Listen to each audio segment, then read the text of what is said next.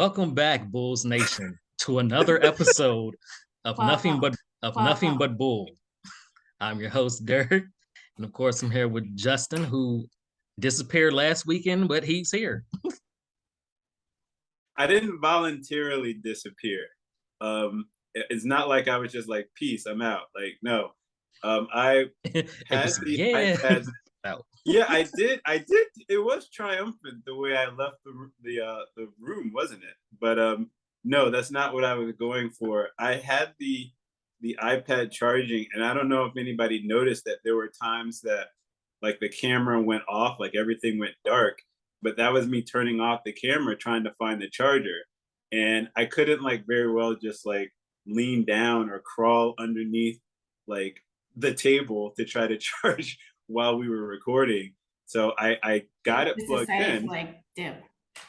No, I didn't decide to dip. The power just went off on me. So yeah, I apologize for that.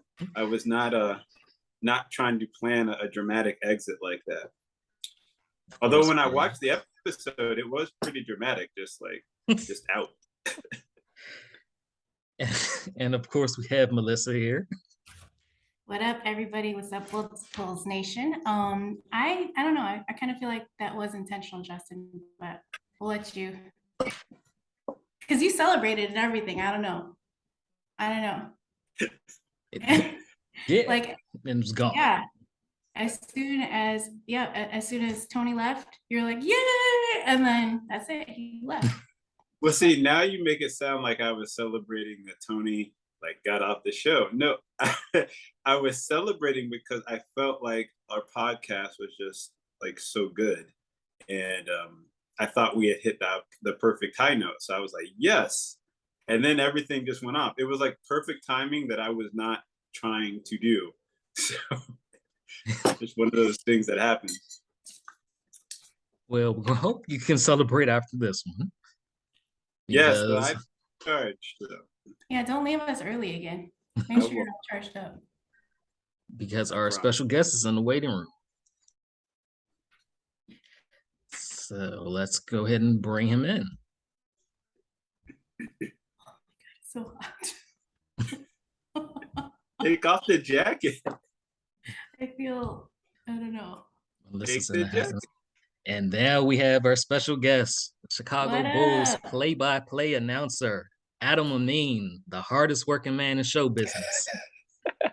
Trying to be, man. How you guys doing?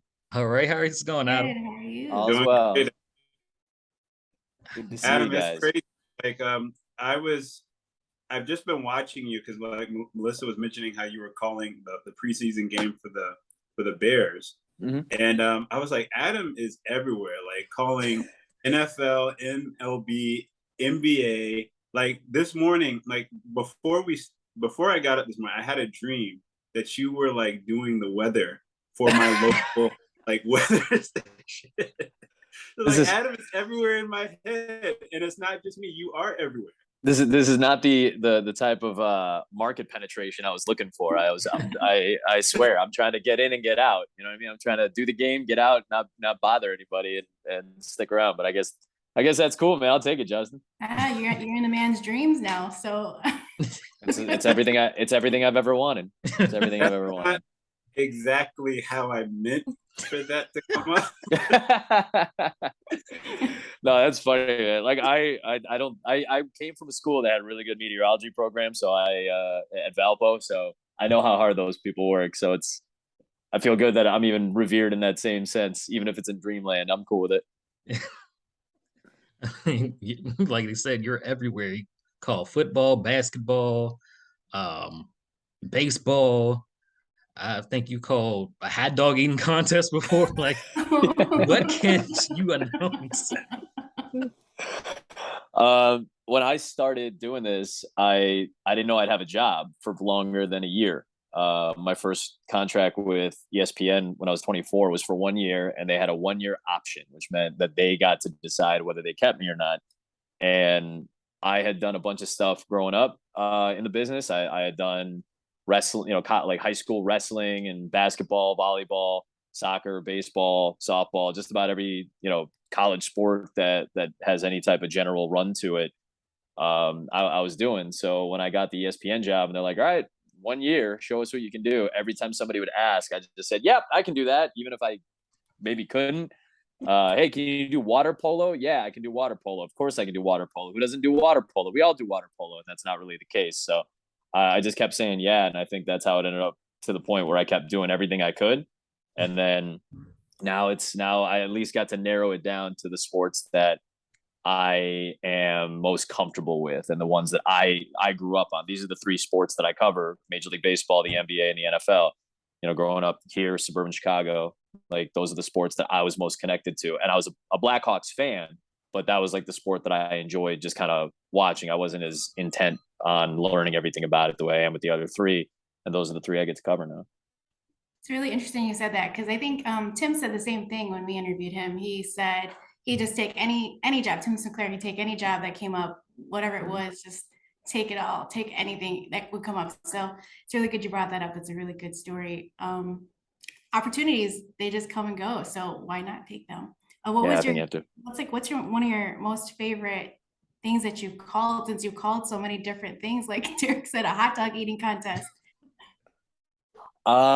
That you know, honestly, the first one I did is actually up there because it was a world record. So like, you know, that was kind of cool at the time to be able to call a world record, which is something I had never done before. But most of the big events I've called that still stick out. I called the Iron Bowl in 2013, the kick six game between Alabama and Auburn. I was on the national radio call for it. It's when Chris Davis returned the missed field goal from Alabama, 109 yards to win the SEC West title and send them to the SEC championship game. It's one of the great college football games of this century, and I got to be a part of that.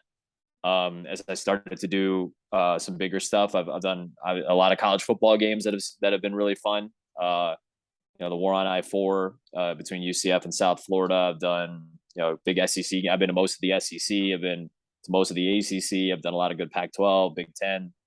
On the basketball side, probably the women's Final Four a few years ago when I was still at ESPN. I called Arike Ogunbowale, she's banged up right now, unfortunately, for Dallas. She had surgery that ended her season, so she's out of the playoffs. But she hit two buzzer beaters or two game winners in the semifinals against UConn, and then in the national championship against Mississippi State to win. And we did those back-to-back nights or back-to-back games, which is nuts. You know, like the lightning in a bottle struck twice, and we got to be there for that. LeBron James, I covered a lot of his Cleveland days when they were making deep runs in the playoffs. That's when I first started doing the NBA and doing playoff games. And he had a second round game against Toronto in Cleveland where it was a back and forth ball game, and he ends up taking the ball the length of the court in the final 7 seconds and getting a shot off to win at the buzzer, which we got to call on ESPN radio. And that'll always stick out. And then now as we kind of transition into this new phase, you know, doing baseball playoff games, doing big NFL games. And then, you know, this last year for the Bulls where we got, you know, fun game at, you know, DeMar's 50, the DeMar buzzer beater against Indiana. I didn't get to do the one the night after, but I got to do the first one. And, you know, there are a lot of fun moments this year and last that have stuck out just by sheer volume. Part of it is just by sheer volume. Like you guys said, like the more you do, like you hope that you run into some fun moments, you know, like that's part of the reason I think we chase doing all these games. You know, I've talked about this with a lot of my friends and colleagues that are around my age that are a lot like me, that we just do every sport because that's how we were trained to do it. And when you do as many games as we've done, and you run into like a cool moment, you kind of chase that and you kind of hope that that's going to be the end of the game and you're ready for it and things like that. Like we just had Braves Astros on Saturday and it was a walk-off in the 11th inning. You know, like you hope that you run into moments in games like that. Can you talk to us about the first buzzer beater that you got to call with DeMar, and also maybe like how you felt not being how you felt watching the second one but not being able to call it? Yeah, the first one was nuts, and that was a weird day too because you know, the Bulls were in the midst of some COVID issues, so we were testing every day, and that was a game where my guy Casey Johnson had to step in for me for the first quarter plus because I got flagged with a positive test, and I had to go retest in the back and make sure that I was clean and it was just a false positive and all that. So a little nerve wracking at that point that I was going to miss out on not only that game, but I was supposed to do a big NFL game that weekend in Baltimore, which is why I couldn't do the game against the Wizards. So I'm like, in my head, I'm like, damn, I'm not only am I going to miss out on a game that I'm here to do, that I've prepared to do, but I miss out on like the whole weekend, and I got to step out for a while. And thankfully it was a false positive. So I got to run back in and do the game. And then, just the way the final 15 seconds kind of played out with, the ball that goes out of bounds that maybe should have been Bulls ball, the deflection or the tip to the rim that got deflected and Kobe White saved it to DeRozan, and that set off the final sequence of events. You're kind of white knuckling it, like you're kind of just holding on at any point. That it could be, you could be a veteran of this of 50 years and still feel that same adrenaline and that same energy, because I've seen this happen. I've called moments like this. I've called really big moments like this, and that doesn't mean you're always prepared or ready for them, but you try to be. And I just, the tension of the moment is what carries a lot of us through it, because we want to get it right. We just, the adrenaline makes us laser focused, and you're waiting for something to happen, and you set it up as best as you can. And when the ball goes in, you hope that you have enough strength to make the call, and we hit the call and then get out of the way. They always teach you that in television, and in the biggest moments is to just get out of the way when the pictures tell a better story than what you can say. And the pictures of that moment, the adrenaline of that moment, especially, New Year's Eve, road game, day game, but it was like half Bulls fans in Indianapolis, for that game. So, it almost felt like a home game, and the crowd, there was a good chunk of the crowd that was just going nuts. So it was an incredible experience. And I flew with the team to Washington, and I got picked up to go to Baltimore. And again, I was like sad because I wanted so badly to just do the Bulls game and then do the Rams game on Sunday. Because again, I don't like giving up games. I hate it. It's the thing that I hate about, the one thing that the drawback of doing the NFL and doing baseball playoffs and all that stuff is that it crosses over with the Bulls, and I lose out on a few games. And I appreciate that the companies that I work for are very understanding and forgiving of that, because they want you to do big games and they want you to be on a big stage. But I don't like giving up games. So I'm sitting there in my hotel room, and I have the game up on my iPad, and I'm watching, and I'm like, this isn't gonna happen again. Like this, there's no way, no shot. And DeMar's in the coffin corner, double teamed essentially. I was like, no, there's no way. And it hits, and I'm in shock. I rewound it because I wanted to listen to Andy Dimitra, who filled in for me that game and did a wonderful job. I just wanted to hear his call, and he nailed it. And I was just really like, I was beaming. And then I got a bunch of my phone blew up, because I think a lot of my friends either assumed that some people either assumed I was doing the game and they were excited, or they knew that I wasn't, and they're like, did you see what just happened? So it's a weird, bittersweet feeling. I'm glad my buddy got to call that moment, but obviously I would have loved to have been there in the seat to be able to call that moment. Well, Adam, obviously, the companies are willing to work with you because you're just so great at what you do. But that being said, is there a part of you that has to like separate your fandom from like being in that experience of actually calling the game? Like I've often wondered, like, how do you separate those two things? I think it's definitely different for the Bulls versus what I do nationally. It's definitely different, because for the Bulls, somebody told me last week, and I thought this was a good way to say it, I have controlled fandom when it comes to the Bulls broadcast. I think it's obvious that Stacey and I want the Bulls to win. I don't think it could be more obvious, but we still call the game as we see the game being played. And that's first and foremost, because that's part of the job.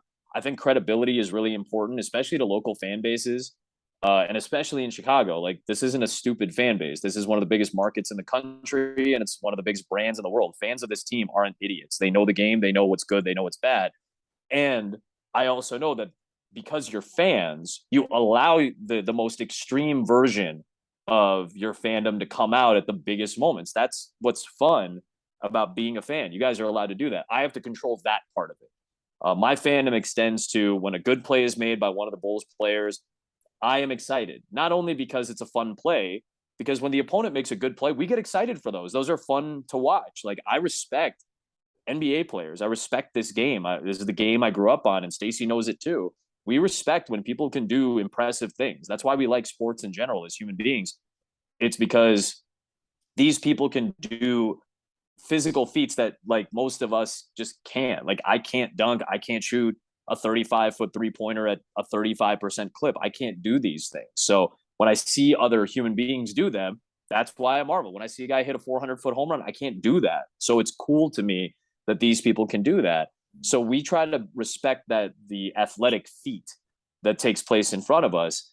And I think the credibility part of this is even more important because we're not going to lie to you and pretend that we didn't see what just happened. I'm not saying this is the right way or the wrong way to do it, but I don't like when other announcers don't get I'm not saying you got to scream and yell for the opposing team and be like, that's incredible, but you have to give deference and respect to the opposing team because that's an impressive thing that they're doing. And I think we do a good job of that. I hope. I think we do, and I hope that it feels that way to people who watch Stacey and I because we take it seriously. We take this game seriously and we respect it. So I think it's a controlled version of fandom. And then on the national side, I'm still a fan of cool stuff. And that's what the fun part is. Like, I don't have to be show allegiance to one team or the other. I show allegiance to the coolest story that's taking place, the most impressive athletic feat that's taking place, or the most dramatic thing that's taking place. Those are the three things that when I go into a national broadcast, I'm sure to some people it would sound biased. Like if, the Braves are playing the Astros the other night and the Braves hit, 4 home runs, we're going to talk about how cool that is. Like I can't, this is a really impressive group doing it against a really good pitching staff. And because we focus on the positive of one team and we're not as critical of a team being, playing poorly, it might come off as bias. And you know what? That's okay. Over the years, I've come to realize that most fans, if they're watching a game, especially on a national broadcast, we're gonna show bias because the game itself is biased. The score is biased. The play is biased. One team is probably going to do better than another team. And at the end of the night, one team typically wins and one team typically loses. The scoreboard itself is biased. So we have to kind of play along to the game. Whereas when we do a Bulls game, even if they lose, we're still tracking it from a Bulls perspective. And then we show deference and respect to the other team. So over the last 10 or 15 years of doing this job, I think that's kind of how I've formulated it in my head. And I hope that it just plays out like that most nights.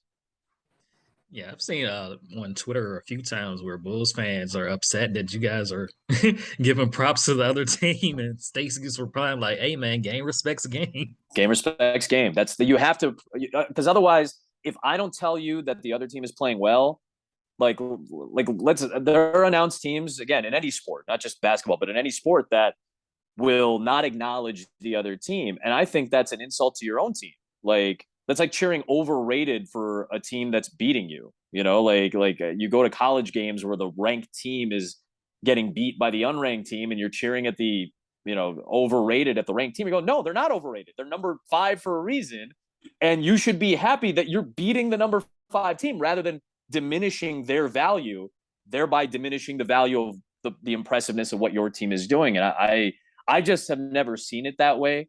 I've worked for teams in the past. I think at minor league baseball, it's a little bit different, obviously, but like I've worked for teams in the past, and I always just gave deference to what's happening in front of you because you have to respect it. If you don't, then you're when things are going well, it's not going to be as easy to believe it.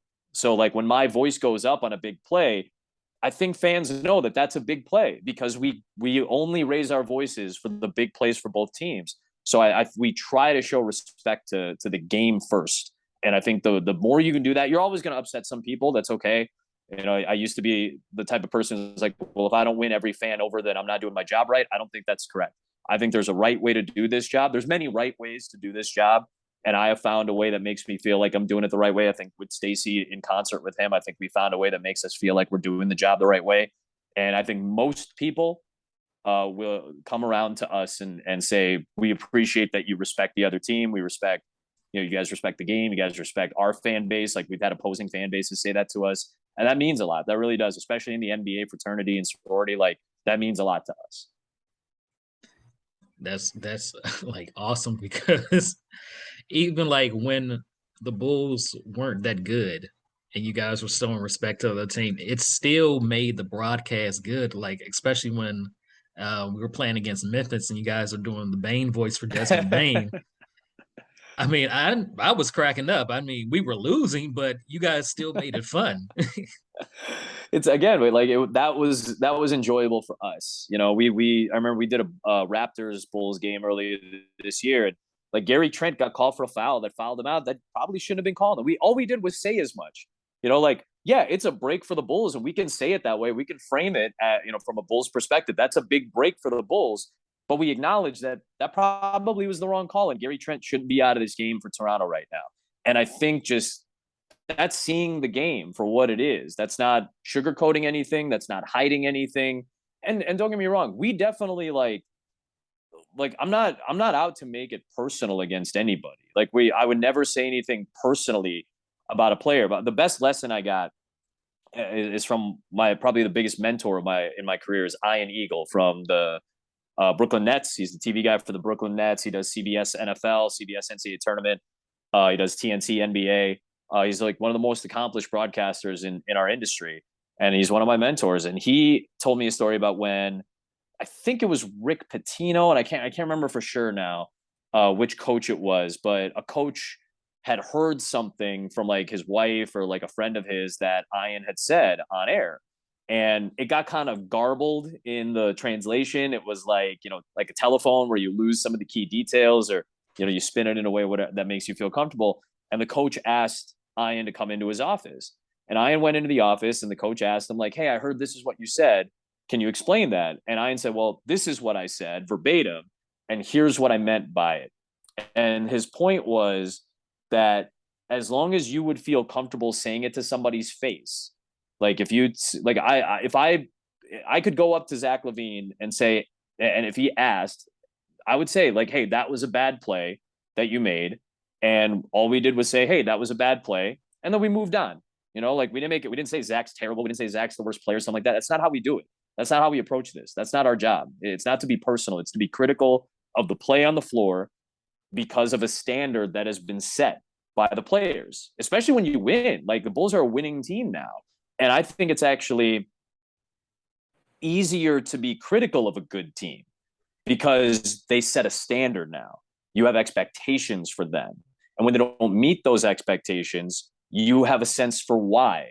You know, like they didn't play as good of defense tonight as they did against Cleveland. We can say that. That's a critical point. You guys didn't play as well defensively as you did 2 nights ago. I don't think we're saying anything out of pocket. We're just observing it. And we're not saying that they don't deserve to play anymore. No, there was a game against Charlotte late in the year where they were flat. They were dead flat. And we said as much. This is the worst performance of the season for a really, really good team. And I think because we've built that credibility or tried to build that credibility, that trust with anybody who watches over the course of a long season, because expectations are where they are, the standard is set where it is, we call it out when it's not at that same level. And I would feel comfortable saying that to a player because it's true. And again, we don't make it personally. It's only about the game. It's about the game and the play on the floor. And then when they do well, we certainly want to highlight it. We want people to like the guys that play for the Bulls. We want them to cheer for these guys. We tell stories about them. We talk about meeting their families. We talk about what's going on in their personal lives to an extent, you know, without being too prying. I mentioned Zach on the baseball broadcast on Saturday. You know, I'm doing a Houston-Atlanta game, but we were talking about how athletes who have kids, you know, Alex Bregman of the Astros just had his first kid, you know, on August the 1st, and he's been red hot since. You know, he's been hitting like 400 since, which is pretty cool. It's a cool story. But we talked about the mentality and the perspective of how athletes shift their mindset once they have a kid. That changes how they approach the game because they leave like the bad stuff at the office, you know, at their work, and then they come home and they're focused on their kid, their partner.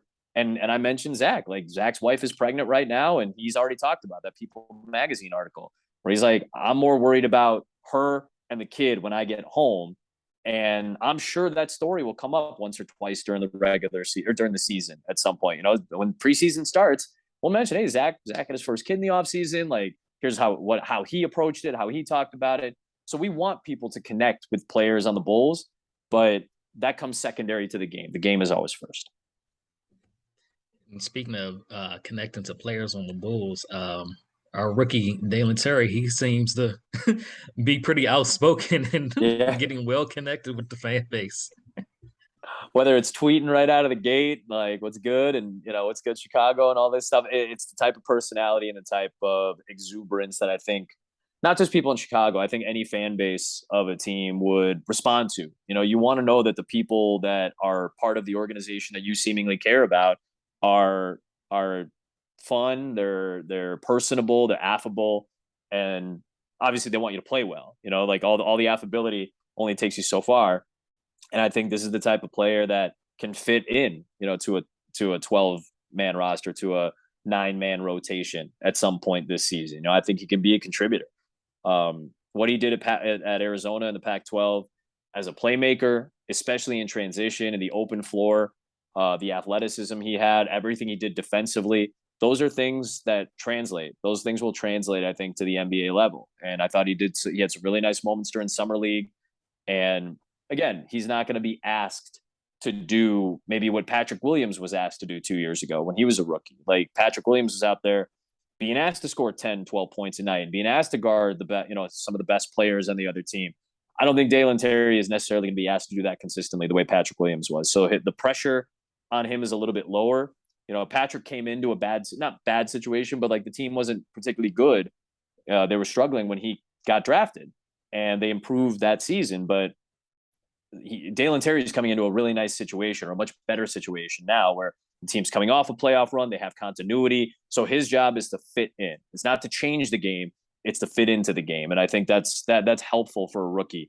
And I feel like his personality, along with his play, if he plays the way we expect him to play, I think fans will gravitate and appreciate him right out of the gate. Yeah, he had Adam, go ahead, Justin. I was going to say, Adam, you mentioned how the standards on this team have definitely changed with the different expectations, because there's a lot of new talent that's on this team. And you also mentioned how the Bulls fan base, well, the Chicago fan base in general, how they're knowledgeable.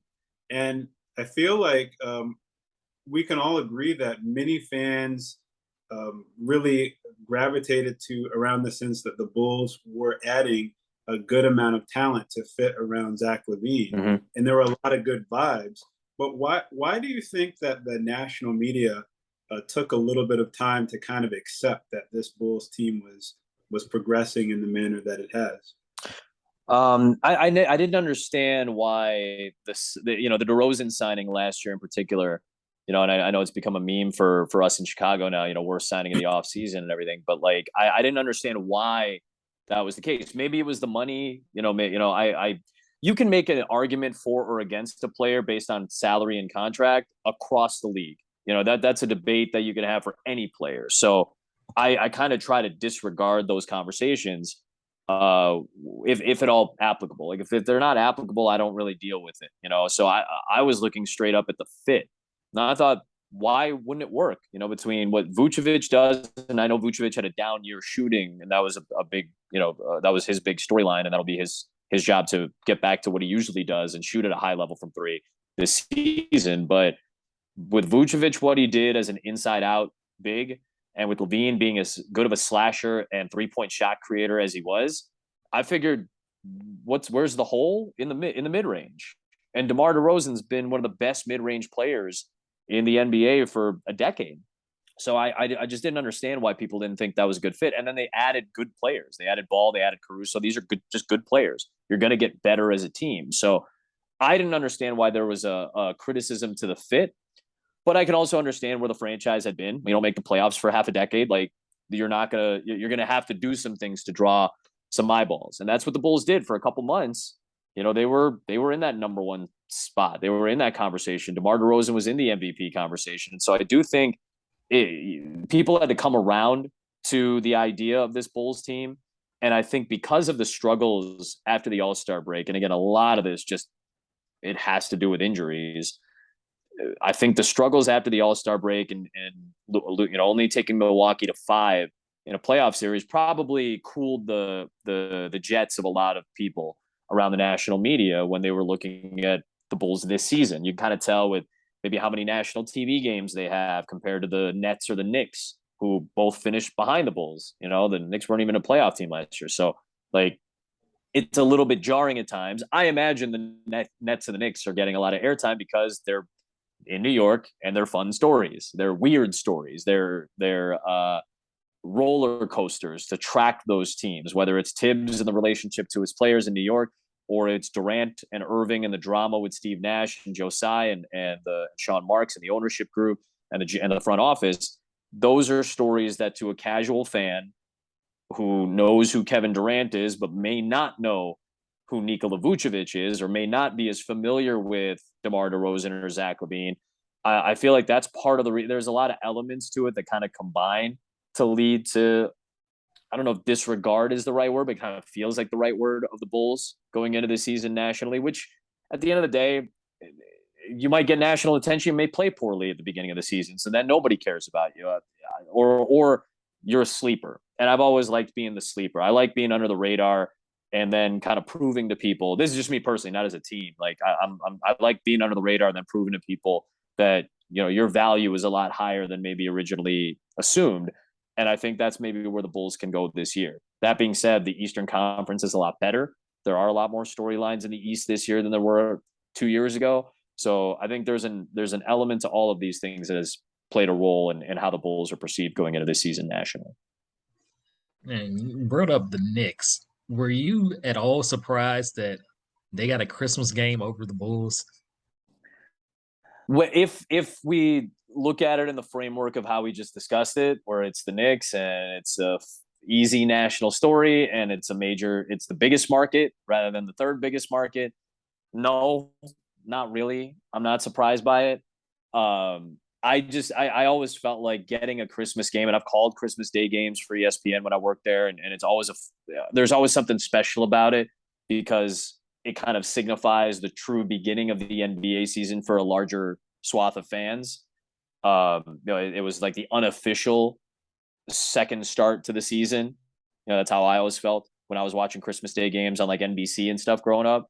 But there is some prestige to it. So yeah, it's kind of disappointing that being a major market team and being the brand that they are and being a decent team at worst last year, they were decent at worst, and that wasn't enough to garner a national TV game. Yeah, it's a little frustrating. It's a little disappointing, but you know, also I think at the end of the year, if you're fighting for, you know, a good seed, you won't really worry about whether or not they got a Christmas Day game.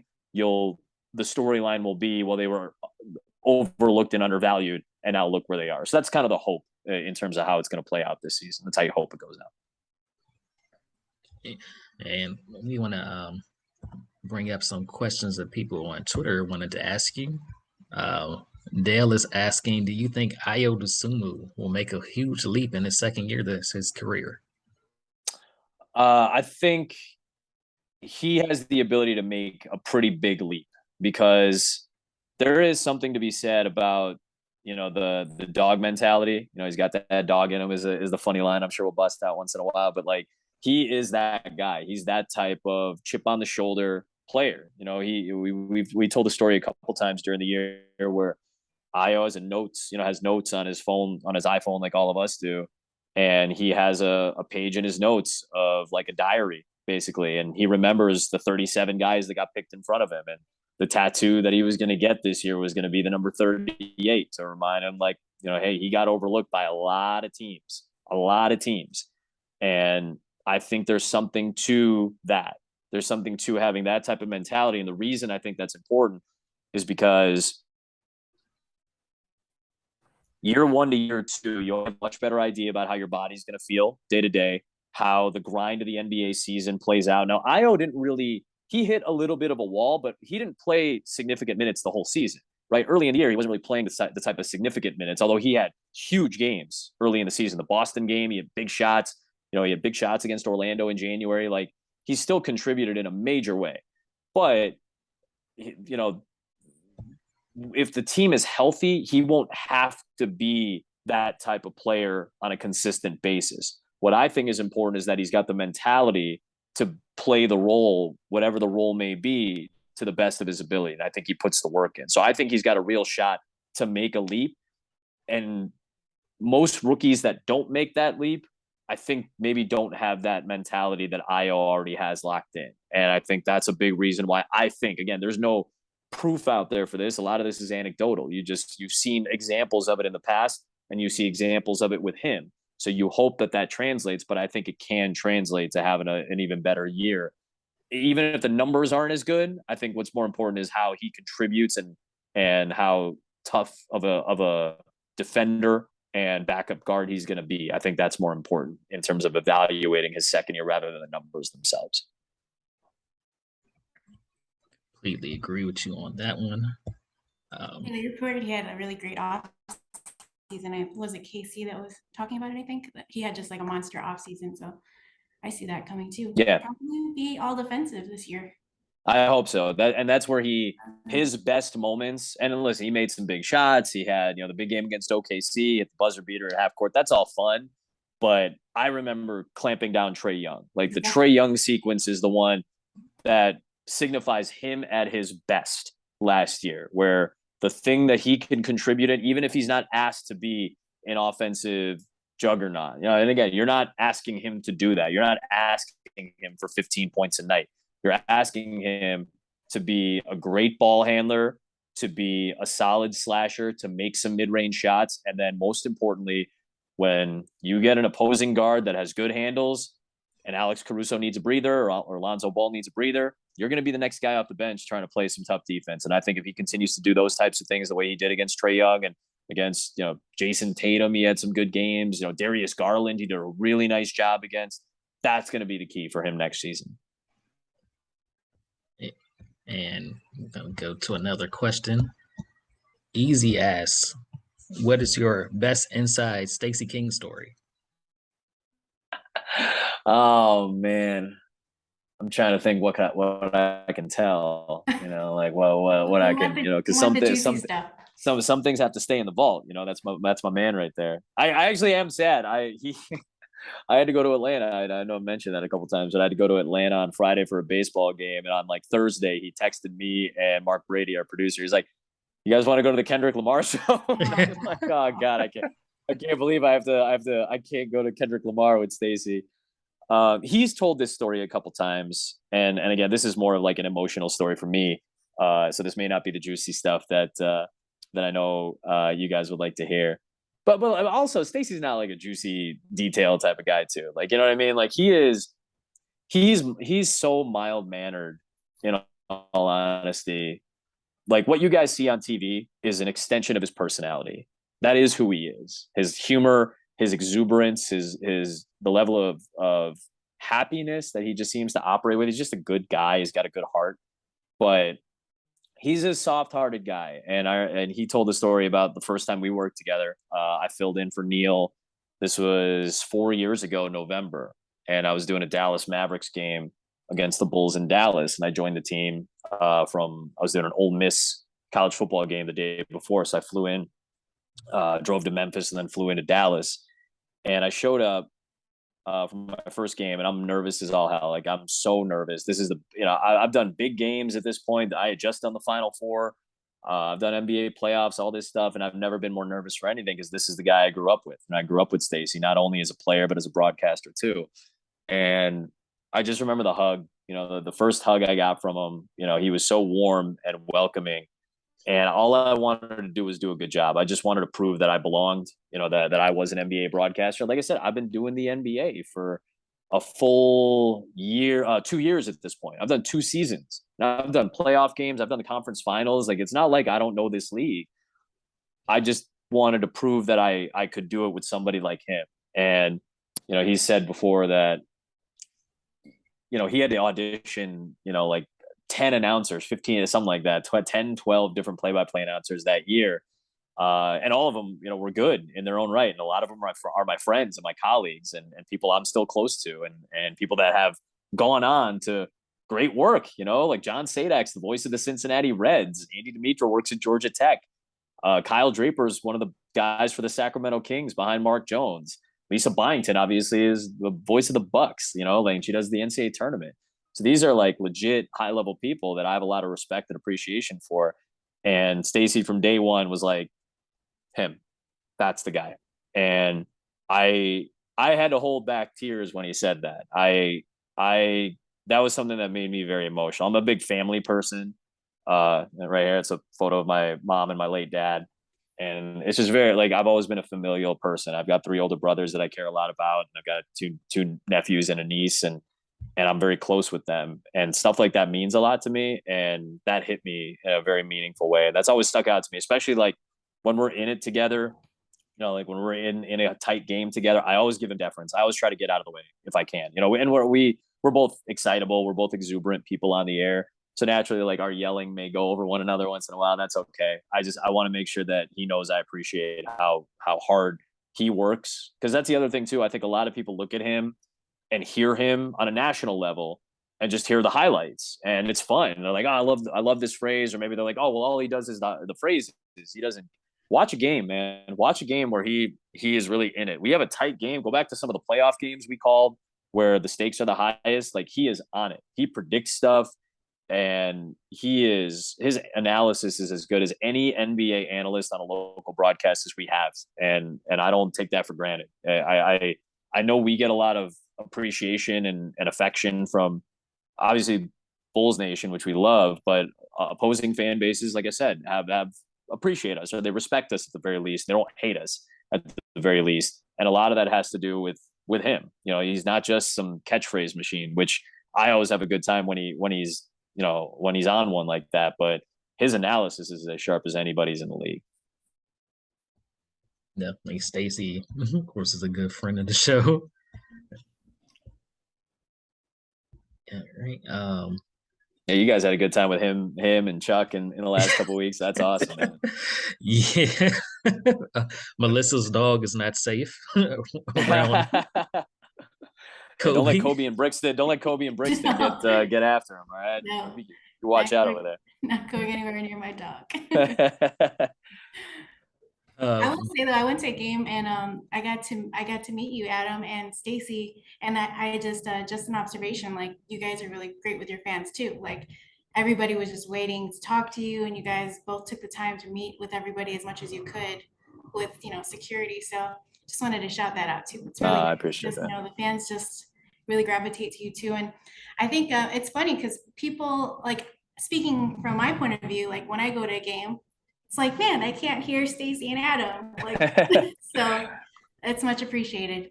No, thank you for saying that. I really do. That really does mean a lot to both of us. I know. That's like the only downfall of being at an actual game is not hearing you two. Right. V wants to know, what are your thoughts on Tyler Cook, and is there a reason why he hasn't been considered for a permanent roster spot? Yeah, I think he contributed in major ways last year, especially for a lot of teams. They had COVID outbreaks during the wintertime, and Tyler stepped up in big ways. His athleticism is really important to this team. I'm not sure, and again, I'm not in the front office. I don't know what the evaluation process is. All I can go off is what I see in a game, and the athleticism with which he plays is huge. I think part of the reason you go out and sign a guy like Andre Drummond, not only is he a veteran presence, which I think is necessary on a team that has a lot of youthful pieces, and I know DeMar his presence really shifted the mentality of this team last year, like just how to be a professional. Like you use the term pros pro, a professional's professional. That's DeMar. And I think Andre Drummond kind of fits into that mold as well. But the lack of physicality, I think at times on the defensive end, is maybe where Tyler just lacked. And I don't know, again, that may be an unfair assessment of his. Because offensively, I love his athleticism, his talent, his nose for the ball, the way he is aggressive. He can be violent at the rim. And that's where I think he was at his best. But I think you need that physicality at both ends of the floor. And I think maybe that's why you go out and sign an Andre Drummond type. That's why you're probably the Bulls are probably looking at Mitchell Robinson, from the Knicks to try to see if they can bring him over on a contract or in a trade scenario. That's why you're in the conversation at the very least, maybe not deep into it, but in the conversation for Rudy Gobert. The physicality on the defensive end, because Caruso and Ball, when they got hurt, this is a point of attack league, right? The point of attack, right where the point guard begins and initiates actions of an offense. What Caruso and Ball did so well was to disrupt those initial actions defensively. And when you disrupt actions, especially the first one, but maybe even more importantly, the second one. When you can get into the second action and disrupt that, now you're looking at 6 seconds on the shot clock and forcing teams into ISO possessions and tough shots and tough jump shots. And when those guys were out, that put a lot of weight on not only Vucevic to play help side, but all the wing guys to play help side as well. And Vucevic isn't as physical of a defender. You know, like he can bang down low, and I think he was frankly at his best when he was banging down low offensively. But defensively, it's a different story. And I think the lack of physicality for this team at the big spot last year on defense was something that hurt him at times in certain matchups. You know, I know this is a small ball league right now, but there are a lot of talented big men in this league. Like when you play Philadelphia on October 29th, like Andre Drummond is going to have to play some minutes against Joel Embiid. And I don't doubt that Embiid's going to try to play out on the perimeter when Drummond is on him or Drummond is in the game. So maybe you'll have to make some adjustments, but you have to be physical with guys like that. And I think that's maybe where Tyler Cook was just lacking a little bit. And that's why you went out and got a player like an Andre Drummond. Speaking of Andre Drummond, sorry. No, go ahead. I'm sure, did you probably see what he said? He made a comment, I'm on my way. By the time I retire, I'll go down as the best rebounder ever, if not already. What are your thoughts on that? I mean, listen, this guy has about as many 20 rebound games as anybody in NBA history. Like we compare him to Dennis Rodman in that sense. And there's no reason, like if Andre Drummond had said I'm going to be the greatest center of all time by the time it's over, then you maybe kind of balk at that, right? Because maybe he doesn't have the offense or the blocks or whatever it is. But in terms of rebounding, another, like we talked about with physicality for this team, like they got beat up on the in their worst stretches of the year last year. The Bulls got crushed on the glass. They got killed on rebounding. And one thing that Andre Drummond has done as well as any player in NBA history is just bang and just get boards. And it's with that physicality that we talked about. There's not many guys, we're talking about like the David Robinsons and the Rodmans of the world that put up numbers rebounding like Drummond has. So I think that specifically, that part of his game is one of the best in the league right now. And again, he's going to have to put the work in and make sure he's physically ready, as he gets on in his career now at this point. What is he? At this point, he's 29 only, but he's had a lot of wear and tear. He's been going at this for a long time. And that's a reason why you want him. He has seen a lot. He's done a lot. But that physicality has separated him in a lot of ways from a lot of other players. You don't stick around in this league with I'm not saying his offensive game has lacked in his career. It's been pretty good. But that's not what he's asked to do anymore. He's asked to do what he talked about. And I think there is some credence to that. Though those 20 rebound games are not easy to come by. They're difficult to come by, and he still keeps racking them up. He definitely does add a dimension to this team that the Bulls have been lacking for a while. And I think what also gets overlooked is his steal rate. He steals the ball exceptionally well for a center, too. But when you have him going towards that bench role and you're adding in Goran as well, that makes for a pretty strong bench. How does this Bulls bench match up with other top teams in the league? Well, anytime you add pieces, you're adding depth right now. You said it earlier, Justin. I think last year, or the previous year, I guess. Sorry. So 2 seasons ago, when you made the trade to bring in guys around LaVine, you were trying to improve the core of this team, right? Through the draft with Patrick Williams, through the draft with Ayo Dosunmu, through free agency with Ball and Caruso, and with the pieces that you brought in,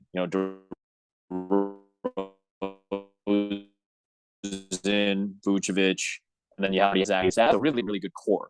And when this team was healthy last year, that core was great. We all felt, just watching the first, 40 games or so, maybe 40 or 50 games before the All-Star break, that this was a core that was good enough.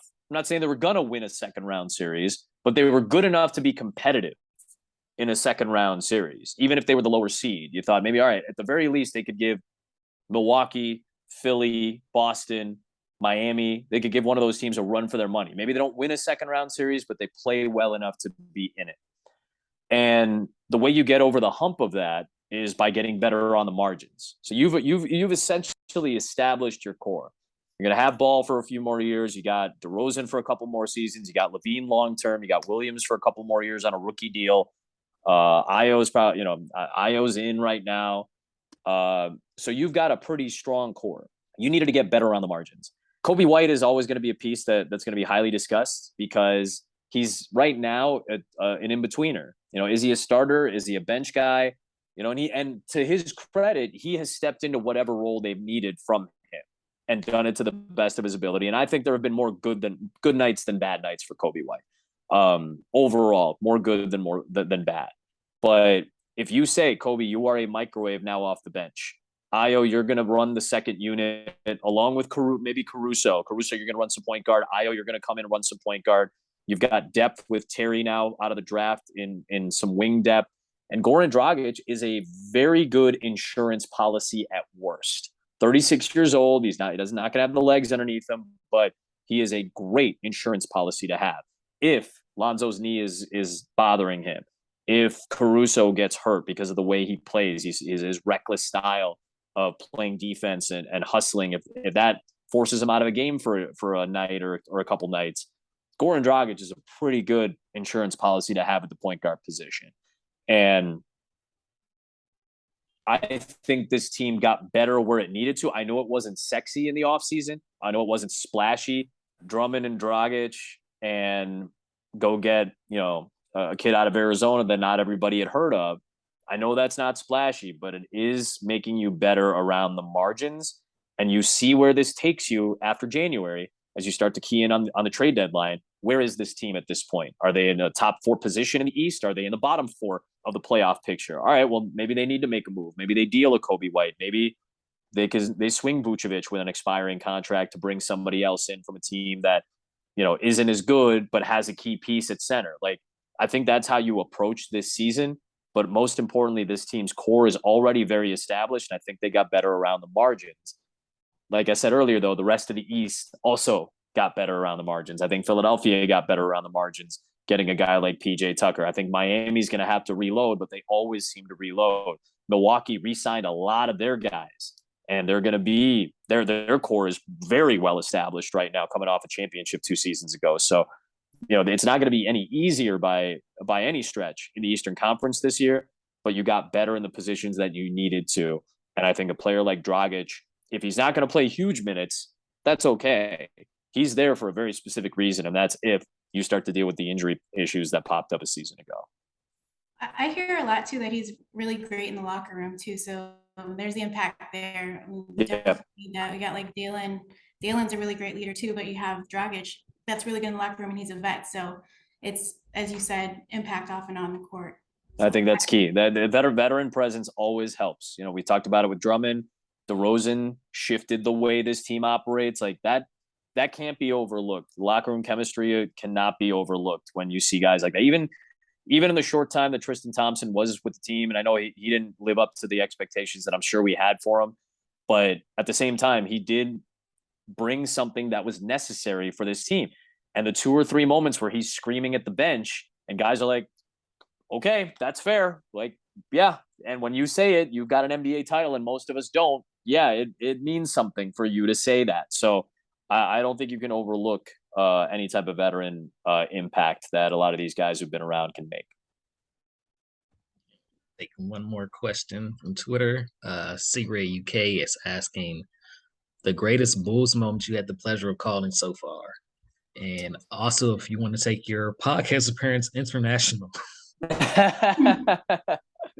I'm always willing to talk to my friends overseas. That's always a possibility. That's no problem. But obviously I mentioned the buzzer beater. The 3 moments that I think stick out to me the most, and it's just very fresh at the top of my head, and there were a lot of them. That's what was so fun about this season, was that they gave us a lot of great moments. They gave us great shots, they gave us great defensive sequences. DeMar against Atlanta, at the United Center, the and one to take the lead late in the game, and those sequences were so much fun. But the 3 that stick out to me are the buzzer beater against Indiana, the 50-point special from DeRozan at the end of March, and Game 2 of the playoff series. The way they battled in that game and the way they showed Milwaukee that they were there punch for punch. It actually made it, like I said, it's easier to be critical of a good team. It actually made us more disappointed about the result in Game 1, because they had worked so hard to get in it. And they were right there. They really could have taken a 2-0 lead in that series. stealing 2 games on the road, and who knows, maybe I'm not saying they win that series, but maybe that goes to 6 or 7 instead of ending in 5. And I just felt like the way they reacted to the disappointment of game 1, and for a lot of those guys, that was their playoff debuts. For Zach LaVine, that was the first time he really felt the physicality and the competitiveness and how the refs call games at that stage. And they bounced back so impressively in game 2. The end sequence, the offensive rebound, the DeRozan drive and layup, everybody contributed that was healthy in that game. They all contributed. So those are the 3 moments that probably stick out the most: the buzzer beater, the 50-piece, and game 2 of that series. Yeah, speaking of the buzzer beater, not only will him hitting that shot like live on in Bulls history, but also your call of DeMar DeRozan delivers is infamous now. I hope that when you're an announcer, you just hope that you what's the right way to say it? You do the moment justice. That's all you're trying to do. Like, I don't have a signature catchphrase. I don't have like Neil had kaboom. Jim Durham had, rimming good. He had a bunch of stuck on automatic, and those are classics. But for me, I don't have something like that, and I don't look for it. Maybe it'll come. It'll happen organically, and that's how it should happen. It shouldn't be something that's contrived. It should be something that happens organically. I don't have a catchphrase. What I hope I have is the right tone and tenor for those moments. That's what I've taken a lot of pride in over the years. And again, by sheer volume of doing this at this level, being on national TV for 11 years now at this point, and doing this for a long time, by sheer volume, I've had a lot of opportunity to call big moments, big games, all that stuff. And the hope is that the next time you get one, that you match the tone and the tenor of the moment and of the game itself. That's all we're trying to do. And I hope I matched the moment with what we said. And more importantly, I hope that the moment stuck with people. If it's because of a call, great. If it's because of the play itself, great. If it's because of all those things, even better. And that's just the hope that I think most of us who do this job, especially when we've had opportunities to do cool things and call cool moments, I hope that's how it comes off. It does. We're hoping there's a lot of cool moments for the Bulls this season for you to call to. Same. Hoping, man. Yeah, it definitely all ties together. Like it is the moment, but at the same time, hearing like the 2 of you call it is just, you hear that in your head. Like if you're watching it on another broadcast, you still hear you and Stacey's call on it. So it definitely has a lot to do with how you remember those moments. That's why for sure. I wasn't gonna take a local job unless it was like this. Like I've had offers in the past. I won't mention the teams, because those aren't my jobs, but I've had offers from teams in baseball, the NBA, NFL radio jobs. I've been offered jobs in the past, or been asked to come in and interview and talk, and it just never interested me. And the only type of job that was going to open my eyes locally was going to be here. I wasn't going to move. I wasn't going to move to a different city. This is my home. This is where I'm from. So hearing that, Melissa, is important, because this is one of the few places or few jobs I would have even considered taking locally to go along with whatever I was doing nationally. And that means that, or at least for now, we've tried to do as best, as good of a job as we can. And the goal is to keep that going for as long as we can. For sure. We appreciate it, Adam. Before Thanks, we guys.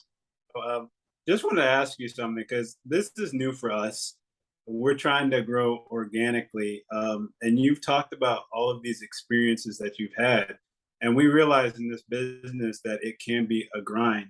But at some point, I'm sure you said to yourself that you felt safe. So when did you realize that you had finally made it for yourself?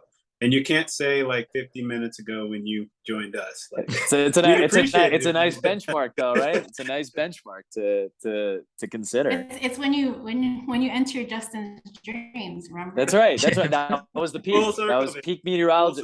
That's a full circle Yeah. moment. Well done, Melissa. Solid. You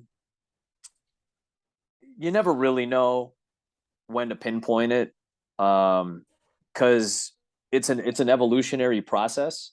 Like, I sound different at 35. I'm 35 now. I sound different now compared to what I sounded like at 30, compared to what I sounded like at 32. Like that, I hope that's the case. I hope I listen back to broadcasts if they ever pop up from like 3-4 years ago and I go, nah, it's not as good. Like, it's not as good as what I do now. Like, because that means you're taking steps to keep growing in this. But in terms of the emotional like comfort, that took a while. That took a long time. And I can't pinpoint it for you, but it only happened in the last couple of years. And it only happened since I took this job, not right when I took it, but in the last 2 years since I took over this job full time. Only then did I feel some level of comfort. And I'm still, the other part of this too is I had 9 years at ESPN, and for certain sports, I think fan bases of certain sports, whether it's college football, women's basketball, college softball, which is a sport that I did a lot of. I did the Women's College World Series for 5 years. It was one of my favorite events to do. I think in those sports, there was some comfort, like fans would tune into one of those games and be like, oh, okay, I remember this guy from that game, or this guy he's done this before. So I'm comfortable with him. And when I left to go to Fox and to do the Bulls job, like there's not that same familiarity anymore. It's a new fan base. It's a completely new sport that I'm trying to win people over. And I'm trying to win over NFL fans now after doing this for, so I'm going into my third season of doing the NFL. I'm in my third playoff series come this October for Major League Baseball on TV. And only now is that comfort starting to settle in, now that I've gotten the opportunity to do 2 full years of this. So it's only happened recently.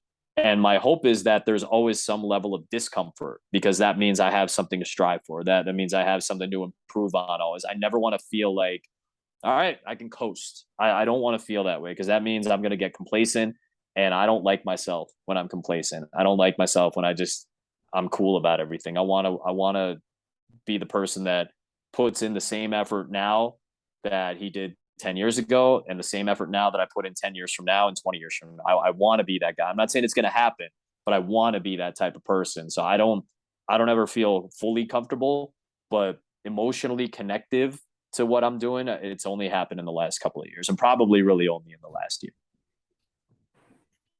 We got a ways to go. Hopefully we got a long way to go, man. That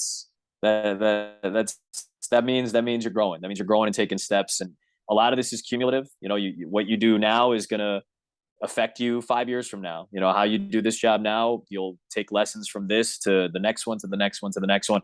I mentioned Ian earlier, my mentor, and he said, you're only as good as your last one. I'm only as good or bad as what I did Saturday. I've got Bears Browns on Saturday this week in the last preseason game. I'm only as good as what I do this week. And I'm glad that the moments stick, from the past. I'm glad that whether it's Bulls games, Fox games, whatever, that they stick in some capacity. But in my head, you have to be ready for the next one and only for the next one, and then focus on the next one. And then when that's done, you flush it and you move past it and work on the next one. And I think that's a good way for longevity. That's a good way to keep this going for a long period of time, is if you keep that same kind of hunger and mentality for it. Stay hungry, guys. Awesome. Thanks for the conversation, guys. I really appreciate it. Thank you so much for your Thank you for coming, Adam. Thanks, Adam. You got to stay hungry, guys. Gotta stay in the gym. Keep doing these reps. Exactly. I'll see you guys. All right. Thank All you. right. All right. Put the air conditioning on, Melissa. Melissa's in this hot room the whole show and decides to keep the jacket on. Yeah, I know. It's like a shirt, but I mean, it's still really hot here. I'm dying. Cliff is trying to flex and let everybody know how tough she is. That's all that is. You want to know something funny? I didn't get to say this while Adam was on, but about Andre Drummond. Hmm. There's an all-time NBA rebound percentage. Dennis Rodman's number 2. Drummond's number 1. Are you serious? Yeah. No. So I guess that wasn't just talk that he was saying. Oh, how do they grade that? What are the metrics? Like, is it percentage volume? Is a percentage, it's all-time percentage. Drummond's 24.66, Rodman's 23.44. Wow. And Drummond saw that post and put it on his story. His numbers don't lie. We had to get him on the show to discuss it. I don't know. That kind of, I don't know. It kind of hurts a little bit. I may be biased, but it's okay. He's a bull now. Yeah, he's a He's a bull now. I'm still gonna say Rodman, but I he know, has right? a case based off Why'd you have to come with the facts, Derek? based off that he has a case. That's all I'm saying. We didn't need the facts. Still going We with didn't need the facts. All heart, all heart and fandom. still going with Rodman. Yeah, same. And Justin, Oh. you're right, man. I know you said you were under the weather. It's like Justin's being a little quiet today. I was like one of the teachers at our school came down with COVID, and another friend of mine, she had COVID. So I'm just I'm anxiously awaiting taking a test when I finish up here to see, just to make sure everything is okay. So we So you were on this podcast with us the whole time. You didn't have a mask on. I don't know what I was thinking. Like, Oh, we're hoping that Justin does not have to enter health and safety protocols. Yeah, real. We need you here now that you have like a clear webcam and you're not recording from a calculator. it's been like this since I did not change anything different. It's the same setup.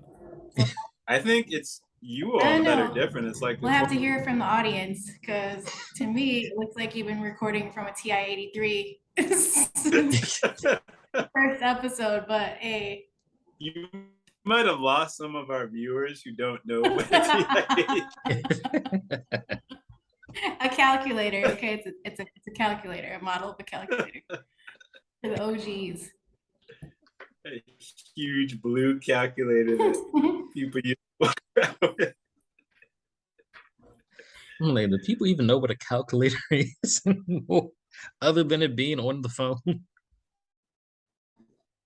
You can just ask Siri anything. So you don't even have to push buttons anymore, really. What do you think about this? What do you think about our schedule though?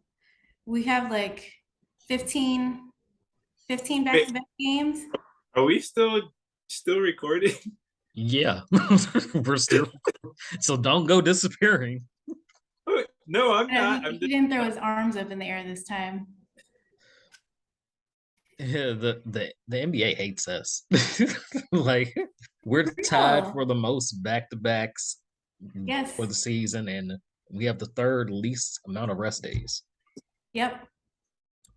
yeah, but you know what? We actually have, like I was saying before with our bench, this team actually is capable of doing that with the amount of depth that we have on the team. Like, it's not just like stars and then just some guys who should be like on a lesser team. It's actual players. Like I wanted to talk to Adam, like it's just as far as asking him, like, did you know how good Caruso was when he first got here?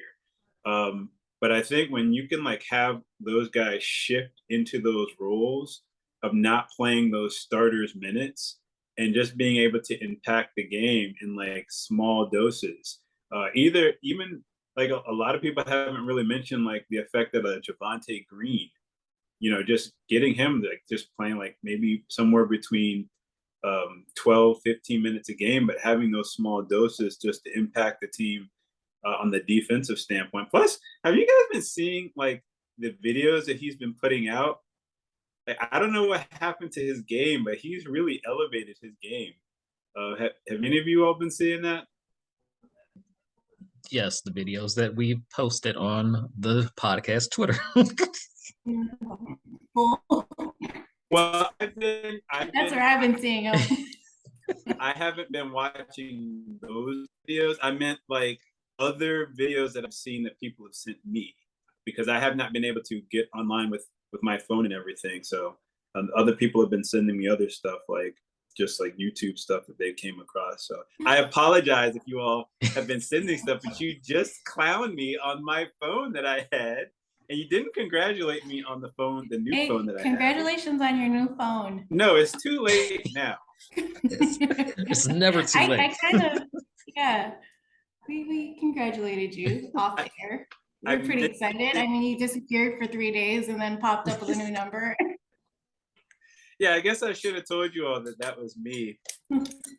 Derek was like, "Is this Justin?" This like today he texts me, it's Justin. I'm like, I know. We've been texting for the last 3 days. I'm just making sure. Can't be too safe. Well, of course, before we get out of here, I have to mention we are 12 days away from Bulls Fest at the United Center. Justin unfortunately says he got a new phone and he chose that over coming out to Bulls Fest with us. For decision making. You promised me a GoFundMe, so I'm just waiting for those funds to come. On it. And of course, at Bulls Fest will be Finders Keepers Shy. They are the leading brand in Chicago with vintage wear, including vintage Bulls wear. They are kind enough to be styling me and Melissa for the event. So, you know, if you run into us, we'll point you in the direction to cop some good vintage Bulls gear from Finders Keepers. That looked like a sweater from the Cosby Show. Did you see that 90s looking sweater? No, it just took me back. Vintage. I know, it just It all comes back. Yeah, it all comes back. Don't laugh at me. And on that we're gonna sign off here. Thanks again to the man of Justin's dreams, Adam Amin, for joining us. And until next time, go Bulls. Go Bulls. Go Bulls.